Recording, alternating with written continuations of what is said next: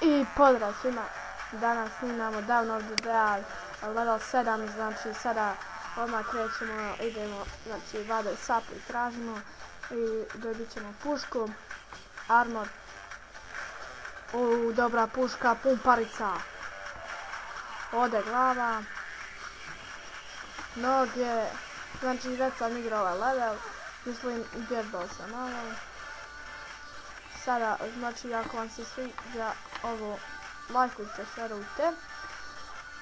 Ako vam se sviđa level, znači ovo je danas drugi level, znači drugi put snimamo danas. Sada ubijamo ovo. I sada smo došli tu do kraja. I sada idemo u vadu sapli. Eto ga, znači pobjedili smo ovaj level.